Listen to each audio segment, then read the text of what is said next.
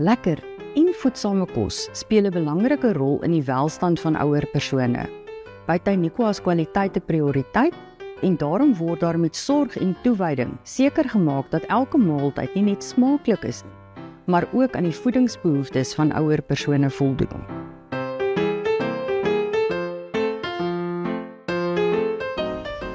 Goeiemiddag en baie welkom by Tyniqua vanmiddag. Vandag se onderwerp is die voeding van ouer persone. Soos wat u dalk reeds bewus is, verander ons behoeftes soos wat ons ouer word.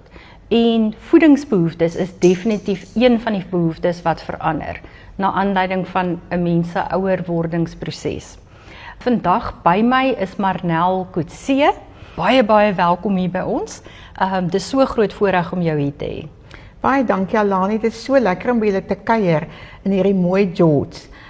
Ons het die voorreg gehad om al vir 9 jaar betrokke te wees by Tyniqua en die bejaarde voeding en die bejaarde omgewing lê my persoonlik baie na in die hart. So dis vir ons baie lekker om ook vandag deel van hierdie gesprek te wees. Ek wil sommer interessantheidshalwe hoor, hoe lank is jy nou al by die voeding van ouer persone betrokke?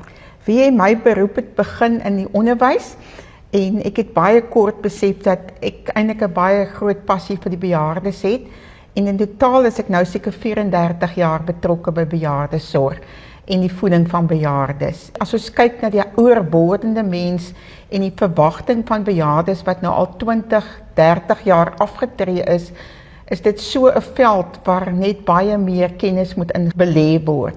So ja, my pad met bejaardesorg en dementia en spesiale dieete en terapeutiese dieete loop so 34 jaar saam. Jo, dit is omtrent 'n leeftijdsondervinding. Ja. Ek is baie dankbaar dat ons die voordeel kan trek van al daardie kennis en ondervinding. Ja, ek dink ons onderskat heeltemal die impak van voeding. Dit is nie net om jou maagie vol te kry nie, maar dit is ook, ek vind na COVID het die ouer wordende persoon baie meer vereensaam en kos kan ook gebruik word as 'n sosiale media om mense bymekaar te bring, want wat is nou lekkerder as om 'n tafel te kuier? So ons besef ook ons verantwoordelikheid is groter as om net vir mense goeie voeding te gee, want saam met voeding gaan ook 'n sosiale mens wees en saam wees. Absoluut, dis baie belangrik. Jy's heeltemal reg. Ons het in COVID-tyd het ons gesien wat die sosiale isolering doen aan ouer persone. En ek dink ook die pad vorentoe, as ons nou kyk, alle navorsing sê dat mense baie ouer gaan word. En mense tot 30 jaar na aftrede kan lewe. En daarom moet ons verantwoordelik wees om navorsing te doen oor wat is die pad vorentoe. Ons het baie spesifiek gaan kyk na elke generasie en wat hulle behoefte is vir die bejaardesorg. So die baby boomers wat nou inbeweeg, het 'n spesifieke behoefte rondom wat hulle kosvoorkeure is. En die generasie X, maar ook die millennials wat seker maak dat hulle ouers geplaas word in aftreeoorde of in tehuise, het 'n spesifieke behoefte. En jy moet bewus wees daarvan en ook aan hulle voldoen. En keuse raak net 'n al groter faktor.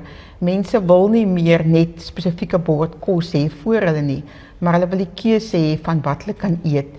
En ook nie meer 'n spesifieke etenstyd nie, maar wil kan eet van 12 uur tot 2 uur, wanneer dit hulle leefstyl pas.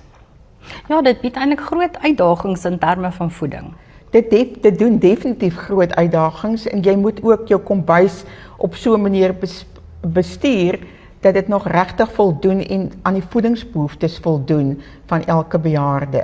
Want op die ouend gaan dit oor die gehalte produk wat jy op die tafel sit.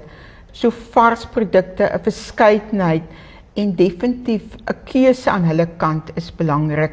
Maar tog ook moet ons in ag neem dat die dementia en die terapeutiese behoefte moet aan aandag gegee word om op die ouend 'n volledige voeding te gee aan die ouer wordende persoon. Dit is baie interessant.